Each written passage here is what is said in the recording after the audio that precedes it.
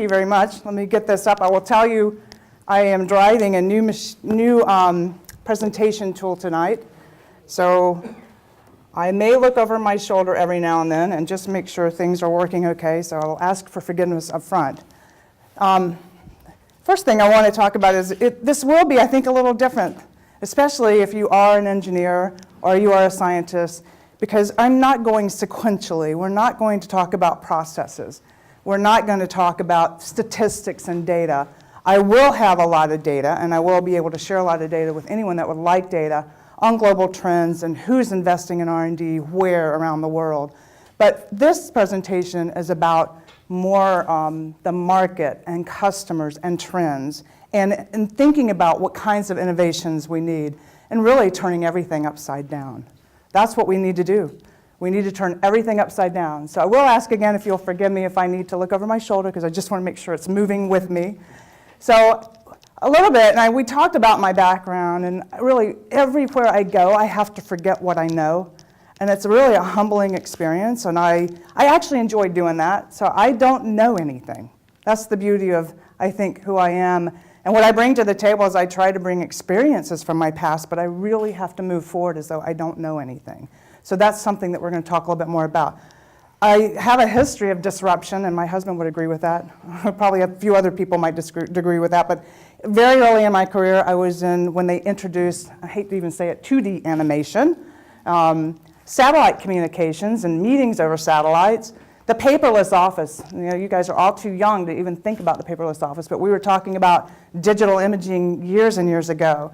Video compression, which Cisco very eloquently has renamed telepresence. We called it video conferencing. One of the most successful rides of my career, from $20 million company to a $500 million company in less than 4 years. It was phenomenal. And we'll talk about why they created that success. And one of the well-known venture capitalists in PictureTell was Vinod Kosha, who is out on the West Coast. Many of you may know, Kleiner Perkins. And we'll talk about the difference between that venture and other ventures of today. Linux, open source, Michael Tiemann, the open source, one of the first open source companies in the world, sitting here, who you will get a chance, I think, to see in the future. And then Roman Technologies, which is my most recent thing, part of PlazaBridge. One of the things that we do is we see a lot of different startups and companies. And we don't only work with startups, but we do try to give a lot of time to startup and new ventures and actually give them feedback, as much feedback as we can, to help them think about the business issues that they might face. Raman Technologies, however, this is a company in the Triangle doing some very creative things. And then the World Trade Association allows me to have a global perspective on what's the rest of the world doing. And then PlazaBridge, again, we see a lot of different startups. So we're going to go for a little ride. One of the first things that we have to get into ourselves is to know who we are. And when we want to innovate, if we don't know who we are and how much of a stomach we have to carry this innovation through, and I really am serious about that because it's a long ride. If you're thinking about innovation and you want to be an innovator and you want to create new technology, and we can look at Google and we can look at Facebook, but those are few, and they did have those early startup days. You have to be able to stomach the risks and the things that come with that, and we'll talk a little bit more about that. And patience, we want to wait that out. Personal commitment, these are really important things. Color in my life, we're going to talk about trends. People today want color. They want to be passion. They want something with meaning. So the clouds that are reshaping America, the values, the value propositions, we want to be passionate about something. And I'll tell you a real quick story. I'll interact with a few stories here and there. I had written my first endeavor trying to write a screenplay. I do love to write, but I have not been trained to write a screenplay. But I did start to write a treatment. The treatment was called Junkyard City. I wrote that treatment about 3 years ago, and it was about a young boy who is lost, and then a homeless man finds him, and he takes him in, he takes care of him because he can't find his way back, and this man is endearing to him, and this young boy is endearing to the man. Eventually, he wants to pay him back because they live in a paper box. And he starts to build a home at a very young age out of garbage. So the idea was, what can we do with all this garbage? Tin cans. Shortly after that, I was driving to Holden Beach, North Carolina. and I met a woman named Mary Paulson. We almost missed this. Has anybody ever seen this? It's the most phenomenal thing I have ever seen in my life. We almost missed it. My husband was driving, and we saw this sign that was a very colorful sign. It said, junkyard and art. And I thought, well, that's interesting. And there was just a ton of junk in the front. So we screeched to a halt. We were 10 minutes away from the beach. We jump in, and there's this mecca, unbelievable mecca of art, homes. She had built a house out of bottles. Every single part of this junkyard was some kind of art made from something of waste. It was phenomenal. So let me take that back for just a second. Mary Paulson did not have a blueprint. Mary Paulson did not use anything other than sketching out on paper her ideas. And people had stopped over, I guess, the last 10 or 15 years, bringing her things. This is a 30-year endeavor. And my husband and I, talking to her, said, how in the world did you decide to do this? She's lived in this home, in this space forever. And we quickly, in about 15 minutes, got the story of her father passed away young, her mother passed away young. She was left with caring for the kids in the house. Very hard to find food and money to feed her siblings. She was struck one night, and God spoke to her. This was her answer, and said, you should create art out of junk. You need to create art out of junk. The money will come if you create art out of junk. And she started one bottle at a time. It's a simple story. This woman now raises money all over the world. People that know her, and she has a website, she has a blog, people that have ridden by and just happened in have come in and helped her build. Technically, you are the enablers, have helped her connect with the world of people where she can raise money by selling pieces of art and give them to children that have no home. So that's what I mean by clouds of value, reshaping. A woman with no means, in her mind, finds a way to create means. We have means, what can we create? I don't know how many people have seen this video, and I hope it comes up. And if it doesn't, we'll just go on, and I'll talk to them. So there are two videos that I wanted to share with you, and I guess maybe they're not going to come up directly. But the videos are Eric Whitaker's virtual chorus. Have you ever seen Eric Whitaker's virtual chorus? I would invite you to go to YouTube, and I really am sorry it's not coming up here, but YouTube has this incredible video of a virtual chorus, which is a worldwide chorus. They are panel screens. It all looks like a very virtual reality world where there are real people on every panel, and there must be 1,000 of these panels. It looks like an orchestra when you first see it, and then when you see the conductor, you realize he's not there. It's all virtually done, using video, using technology, using Skype. And they plan years in advance these pieces. Everyone practices. Individually, they record every single person's piece. And then they record it, and they produce this incredible work of art. So I would invite you to do that. That is an inclusive art form where people can get engaged, again, from all over the world, using technology that you have enabled them with and creating experiences where we can all get involved. So let's talk about some trends and why these things are happening and why it's important. The first thing is, we all know, you probably hear the term co-creating. So going forward, we're going to talk a little bit about why it's important to co-create. This openness, the open environment, Red Hat was one of the brilliant success stories of open source and collaboration. The tools that are out there today to co-create and to create tribes, basically we're getting into little clusters of interest, and we're creating together things that can change the world. And so we want to invite more of that. That is a trend. Those things are happening today. Better me at any age and the we generation versus the me generation. And better me is we want to learn. We want to continue learning.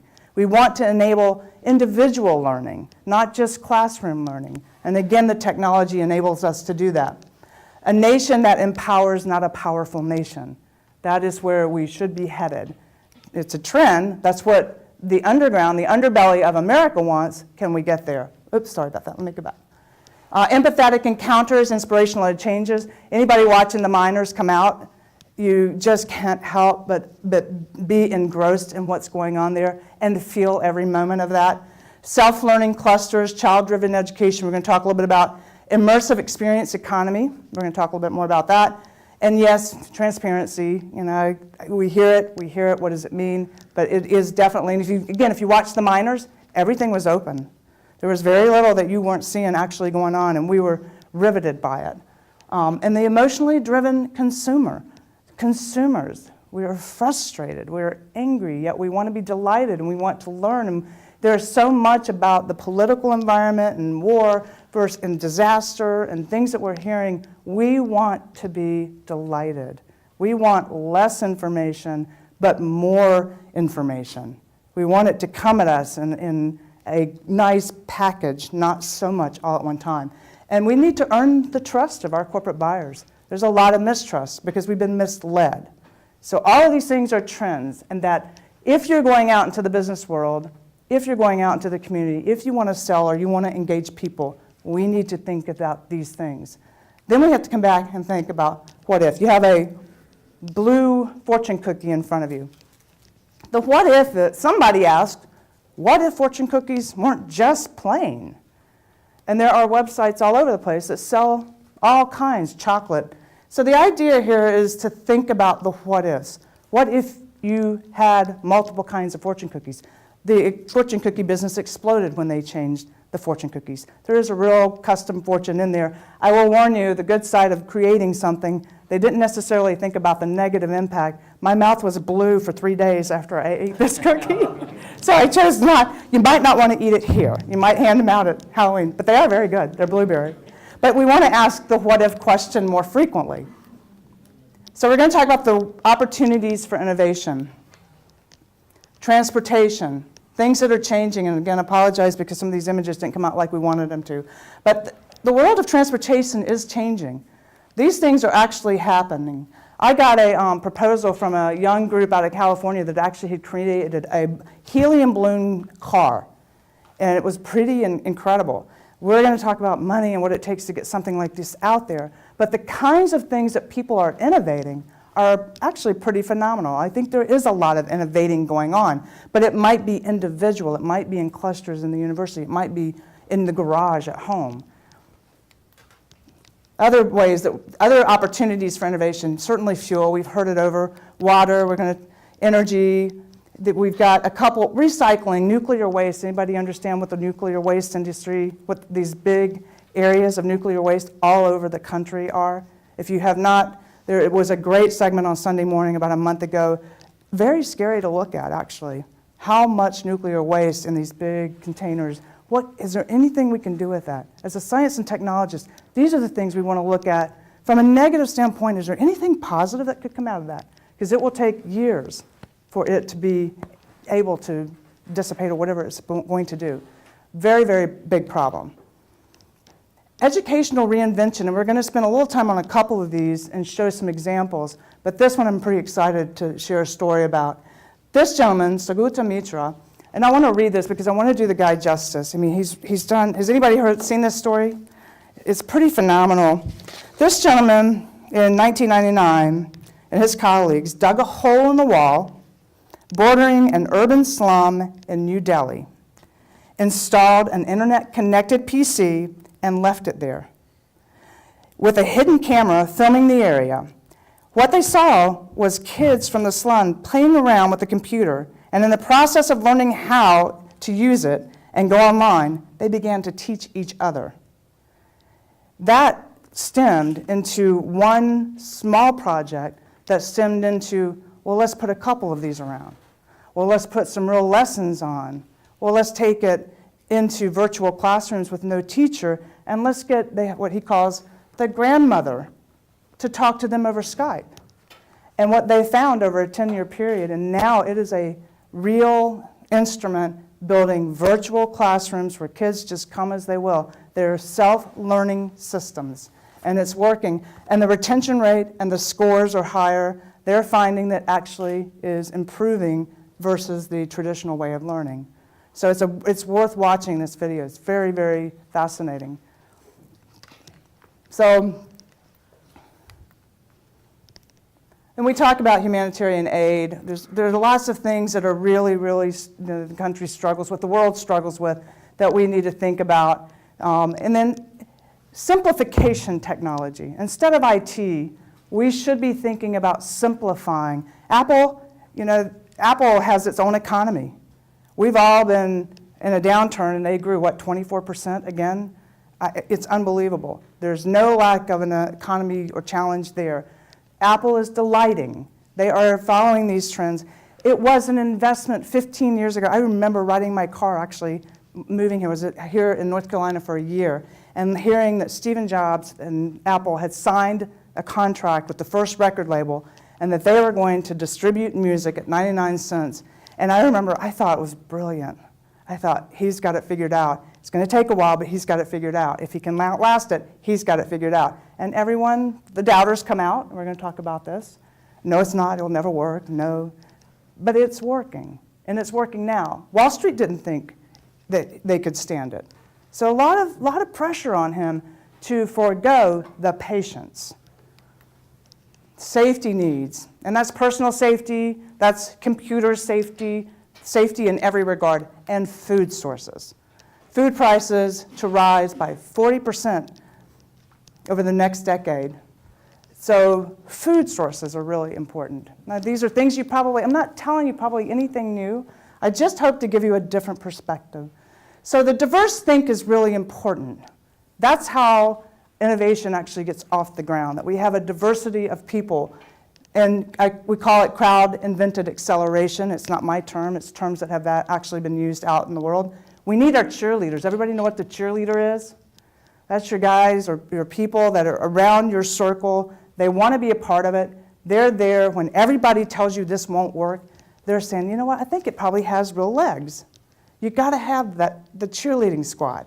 You need more cheerleaders than you need your skeptics. You need openness. We need more talk. We need ways to connect. We need to bring these ideas forward. We need desire. If we don't have desire and passion, forget it. It's not worth doing because it takes a long time. We need our super spreaders, and that's nothing like the web and Facebook and Twitter and all of these tools that allow us to spread more than it ever have before. And we certainly need our skeptics.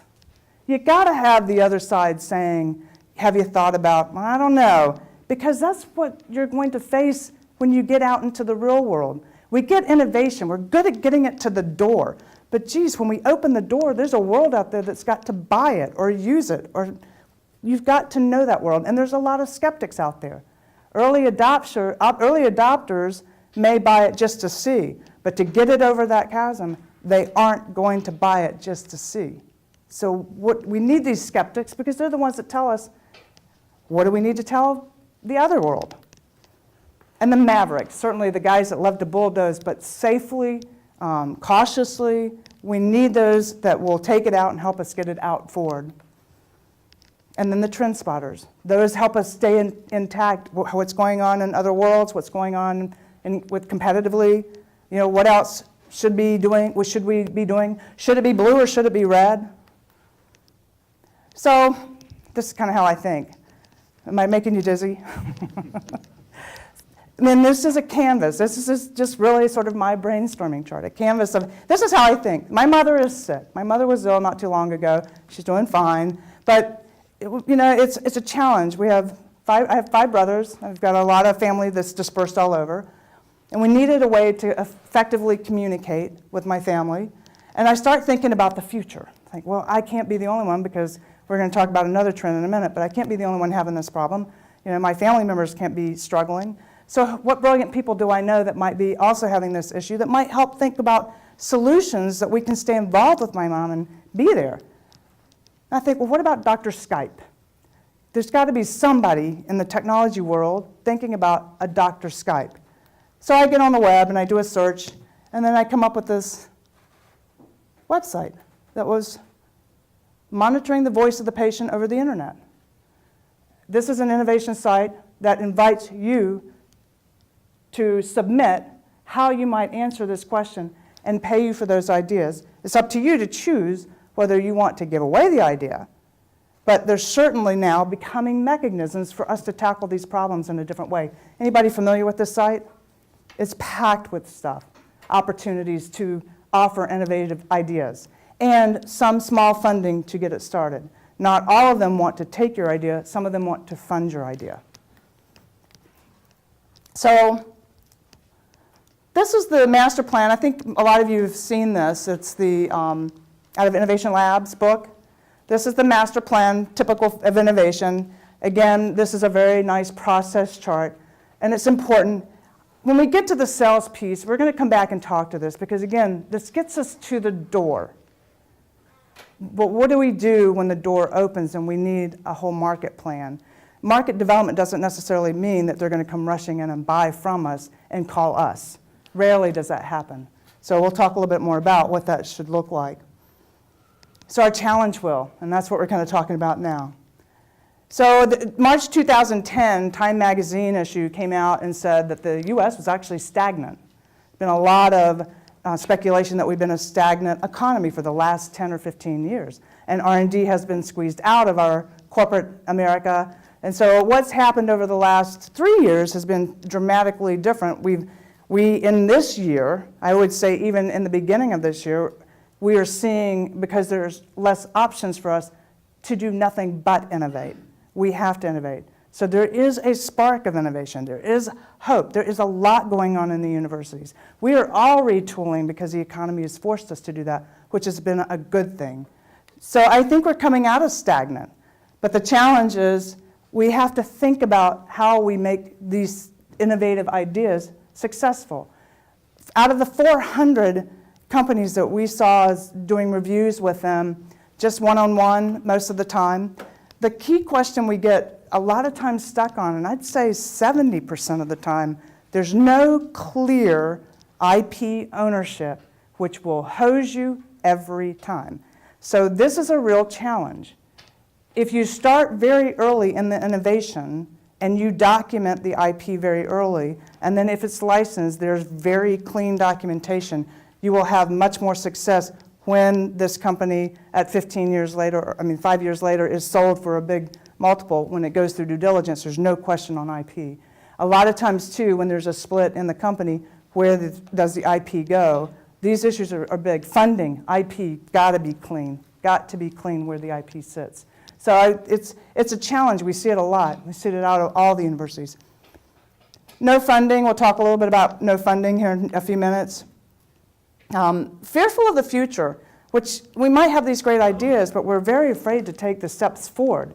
And that's a real fearful thing. So talking about when, how can I do it while I still keep an income coming in? Or as a young entrepreneur going out in the world where you don't have necessarily the family or the responsibilities, great time to take new ideas forward and to get people around you to help you. Because as you get older and as you get more bills and more responsibility, it becomes a little scary to step out and do something new without cushion potentially. Impatience, we talked about. No vested interest and purpose. And a lot of times in the big corporations, when I go into the big companies, there is less of there's concern that I might not be here next year, or that my job might get outsourced. Well, if I'm worried about that, do I have a real vested interest of bringing my best ideas forward? So we really need to think about this vested interest thing. If we're building a startup, I'm not talking money vested interest. I'm talking about my value system says I want to contribute and I want to see it through. What are we doing to engage people to see it through? Anorexic corporations. We walk in, and this could be very large companies all the way down to $30 million in startups. Whole departments are missing. We have cut down to the bone. Now, when we need to invest and when we need to grow, you don't go out and eat ice cream every day if you're anorexic. We have to build a healthy path back to these corporations growing and investing in people, hiring departments back in, rethinking what marketing might be and what sales might be, what are we innovating. All these things are really important for us to fuel our economy again. And partnerships. It doesn't mean you have to build it all inside. The friendlies, now what? Anybody heard this term? So in a startup world, and a lot of the startups that we go into, they're very proud that they got those first 5, 10, 18 customers. Well, they were all their friends. I went to everybody I knew, and they bought from me. And then all of a sudden, it all stops. Once we go beyond our friends, the real work kicks in. We have to have the diligent focus and strategic insights to take the product out to the rest of the world. And you have to build organizational support to do that. So when we get past those friendlies, we see a lot of people get stuck. It's not so easy from that point. Intense competitive pressures we talked a little bit about. And so now we go to change the way you change minds. And I'll talk a little bit about this book because it's one of my favorite all-time books. So I go to this quote, which I love. There are 3 kinds of people. Ones that learn by reading, a few that learn by observation, and the rest of them have to pee on the electric fence and find out for themselves. And it's very true. So when we're talking about new technologies and adoption, it's very challenging to get new ideas in. And this is a book called Influencer. Great lessons, and really insightful, and backed by a lot of research, down to even very remote parts of the world where the water is disgusting, and there are mechanisms in the water, microbiotic things in the water that will eat through the skin if people drink this. It's very painful, and a lot of health issues in villages around the world. And even though they tell people, and they sent troops in, they send people around the world to tell these people not to drink the water, that here is a filtering system that you can use, and it will help you not get sick. Nobody would use it. They went through 5 different scenarios and 3 years or so, if you read the story, of trying to convince people that they had all this technology and ways to clean this water and they didn't have to get sick. The only thing that worked is, in the 4th year or 5th year, they sent teams of people in that looked like them, and they went down to the water with them, and they started screening the water using a device as though they were just part of the community. They made themselves part of their tribe, and people watched and slowly, over time, absorbed their habits. And that is really what I'm talking about with adoption. That is how it really works. But a great book and lessons on technology, lessons on people. So, no funding. We'll go, it's hard to get funding. There is some money. I think the North Carolina, I don't know, anybody seen this? It's in Technology Review this month. There's it actually outlays all the money available and from the Obama Innovation Fund and stimulus package. There's a huge amount of money going to the states, but there are for specific things. This is the amount of money going to the Fund of Storage Technology and Wind Power and Smart Grid. The interesting thing about the smart grid technology, and I'll give you a little bit of a global perspective here. The U.S. Commercial Trade Department has a department within it that for 15 years goes into remote parts of the world and finds out what the state governments, the countries, whatever they're buying, what kinds of infrastructure needs, do they need Boeing engines, what are they buying around the world? And they do everything they can to get that community, that company, that government to look at the United States suppliers, and sometimes they already know they want United States suppliers. They narrow it down, they qualify it, and then they bring it back to the states, and they have actually consultants that go in and scope it. And this is a bid situation, but there is opportunities for anybody doing this kind of technology to be an open system to participate in being a part of that funding and those RFPs, if you will. They are RFPs, but a very successful program that the U.S. Trade Group has put together that brings and matches successfully companies doing smart grid technology, airplane engines, whatever, building metal manufacturing facilities in Africa to manufacture tin cans. So a lot of these things are good, and we're doing more. We see the U.S. government doing more of those things. I'm not going to say it's good or bad. I'm just saying there are things trying to spark trade and trying to spark U.S. expertise going in and helping around the world for money. But it's a good chart, good magazine. The VC models, I do believe, must change. The VCs have become very impatient. They've always been. I sold a company in Norway. It was a software company. It was brought over by the set of European VCs. They were struggling, trying to figure out what to do with this software company, but very, very impatient. And in the way that it's managed, and when you have a board, and when you take in money, it's no longer your company. We do want to be thoughtful in who we're bringing around us to fund our ideas. And we want to think about venture capitalists, and I think they certainly know that their models are also shifting and need to shift. They do need to be more patient. The 3-year exit doesn't help the country grow and create jobs, not necessarily. I'm not saying the exits are bad, but we do need to build. That didn't turn out right. So that's slide there was just saying that corporations have a role in supporting young companies. There's, right now there's a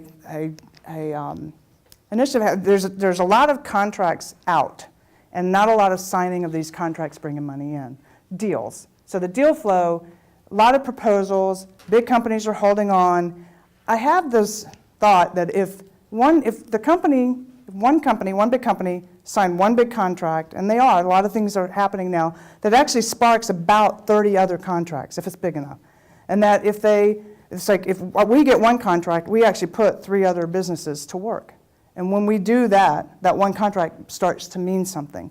What can we do to create those kinds of chain reactions? Because that too is a funding model, but a different kind of funding model. But the other chart was saying that it just needs to have the venture side of the business sparking innovation and sparking investments as well.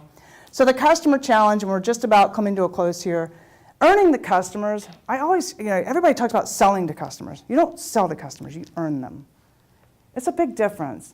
You do have to sell value, and you do have to go in and if you can't find why you should be there, if you can't help them understand why you should be there, then you're not doing a very good job. We're not doing a very good job. So I constantly work on the value proposition with customers, with my customers, my clients. But thinking about the marketing and re-engineering the marketing side of the business and really thinking thoughtfully about effective sales strategies, hiring the right talent.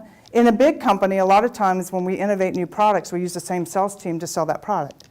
It does not always translate that. If we don't have an intense understanding of the customer and how they buy and what they need, every product is a little bit different.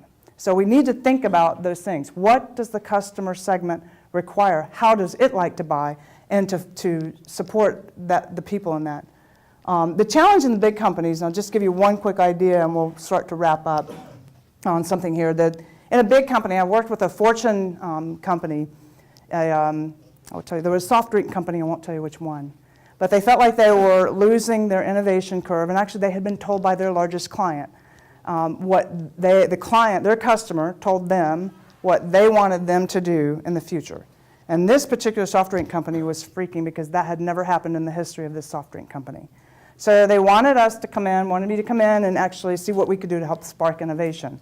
And bring in a team of people, we actually put together a year-long series of ways to lead innovation from dealing with the bottom layers of the staff up to the executive layers and actually bringing them into the room together.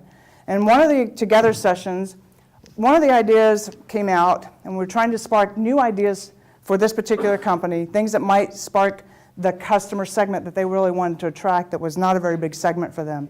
I happen to have a daughter in that same age group. So as we're sitting around thinking about ideas, I brought up the thought, well, what if my daughter's kind of collecting things right now. What if we painted it and made it a pop art thing that was a collectible? And the young talent that had been brought in that was less than 2 or 3 years old thought it was great. The older talent started bringing up all the reasons why it would never work.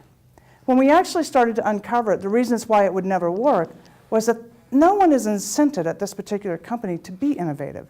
They're incented to be operationally efficient. And to be innovative would break operationally efficient. They're Six Sigma certified. The process of being creative didn't necessarily fit in there. Plus, these guys were going to retire soon. So when we actually uncovered all these onion peels back, we started to really be able to lay it out for them and see, look, these are all the puzzle pieces of why you can't and why you can and what has to change to make it work. And in the end, it took them 4 or 5 years, but they actually came out with a pop art bottle. But there's a lot of emotion wrapped up in that. I go back to, you have to have the cheerleaders, you have to have people that support it, it takes time. So that's just one quick story, and then I will come back to the opportunities of innovation and say the aging world. I don't know how many people know that the aging world is aging at a very rapid pace. And we don't talk about this a lot, but embracing innovation that supports an aging world. And the aging world does not mean that we're all in wheelchairs at 65. It means we want to learn, we want to be excited, we want to do things. This is a very active aging world. But yes, there's a lot of pressure that's going to be put on the world. The US is actually not the worst place. We have some of the most remote parts of the world that will be aging at a rapid pace that we really have to think about, and the pressures that other parts of the world put on the US as it's aging. That also means things in the workforce. It means the way that talent's hired, what age the average talent might be going into the workforce. So we need to think about that and innovate ways to engage, ways to improve health. All of these things are going to be really important. And then the last thing, we talked a little bit about globalization. Food, I'll end with this, food, and the world needs food. Why do gardens have to be flat? This is actually a real building. You can't see it very well, but it's a vertical garden.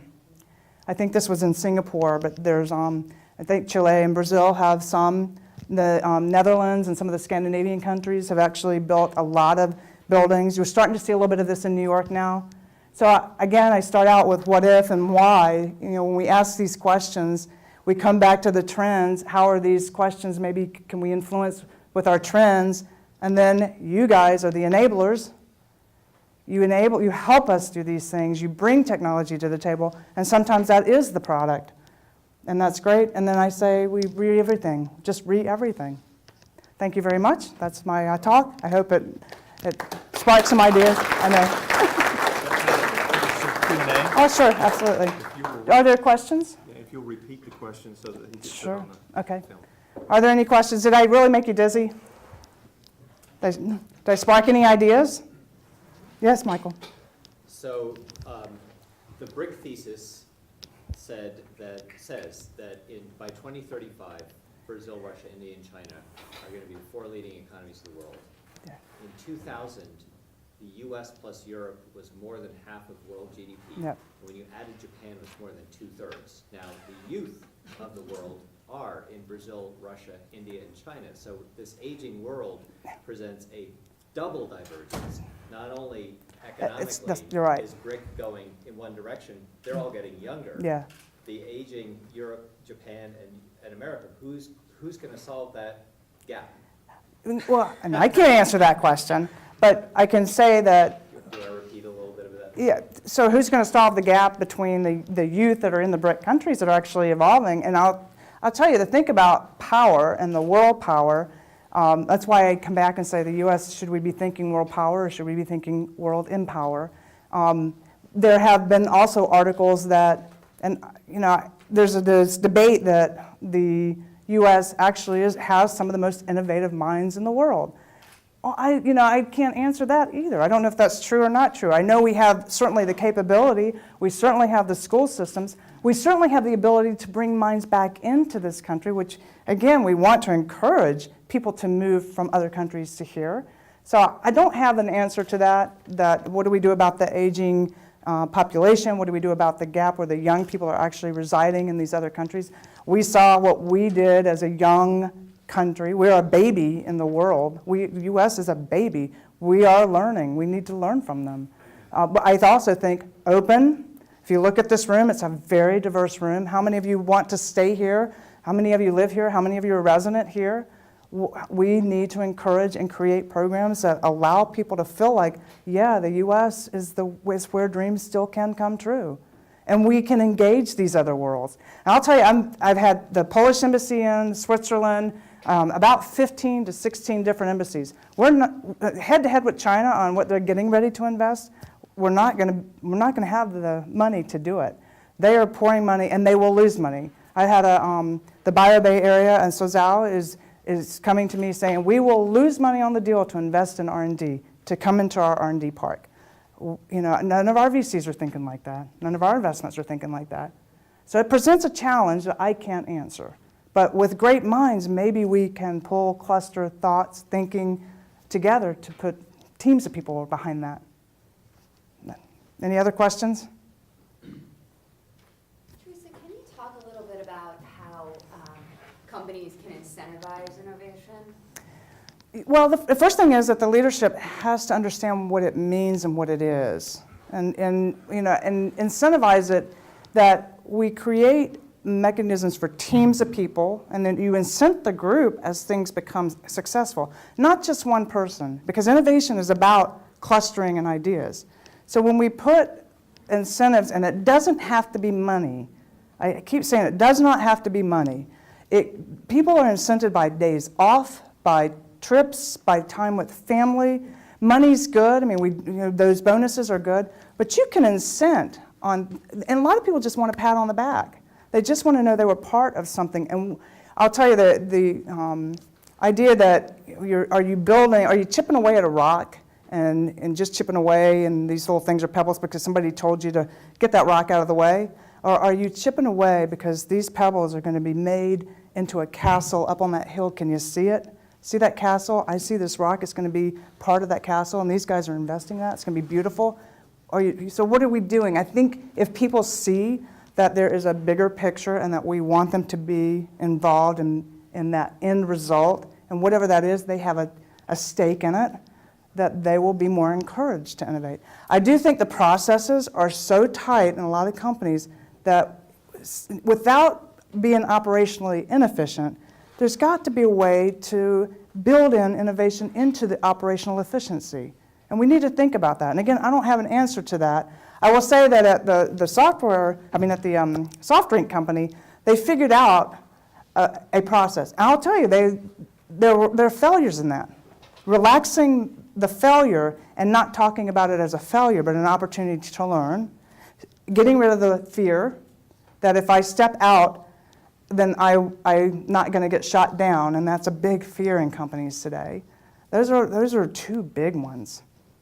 And time, and having input from the top to say, yes, that's a good idea. Yeah, keep going, keep trying it, and to know when to stop.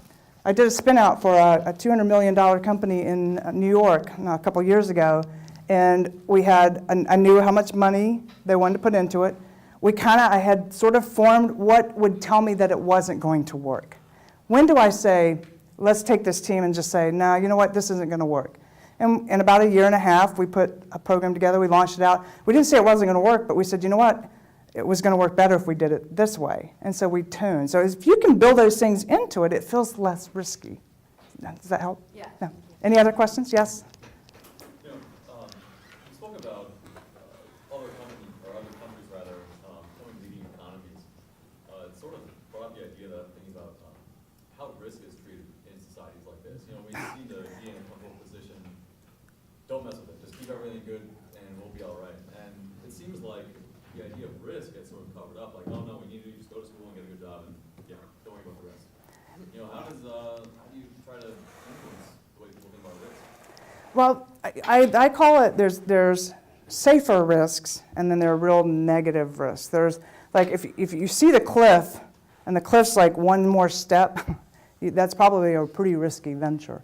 But can you do enough homework, enough research to know, like, understanding the trends?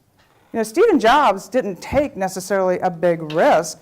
There were things that needed to happen in the music industry, and all the stars were lining up. He just happened to be the first guy that said, I'm going to go ahead and stick the stake in the ground and do something very different here.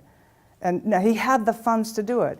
When we have a company and we see these risks, and we're in a corporation, if we're in a bigger company environment, that if you don't be the maverick in that environment, you be the person that goes out and builds your cheerleading squad that understands what you're trying to do, and you build your case. You take it a little slower, and it will work. And in the case, again, of this big company, we took some time and showed them how to set up the case, because your job there is to sell it inside. You got to sell to the management team. You want to engage them. They need to understand what the big picture might look like if you take this and move it forward. So it doesn't feel so risky. And I'll tell you, if you come back and say, and here are the risks, here are the barriers that might keep us from ever getting there, And here's the time that I think we call it quits if it doesn't happen. And I think it would take back of the napkin a little bit of money, this kind of money, to just go test it, rapid prototype it. Are there things that could be done to do it safely in a small way? We don't have to jump off the cliff first. Does that answer the question? Yeah. Any other questions? Yeah. It just seems like in many industries now, there's an opportunity to be more of a co-inventor with your clients. And so don't invent and say, did you want this after all, but to really engage in the whole process. That's a very good point. To be a co-inventor with your clients or your customers or your partners. And that, go back to the co-creating. I say co-creating to compete versus compete to kill. When I'm co-creating to compete, I might even include my competitors in my co-creation mix. Because if we succeed, they succeed. Why aren't we thinking that way? If my partners and my customers will be more apt to step up if I'm a partner and not trying to sell them a box.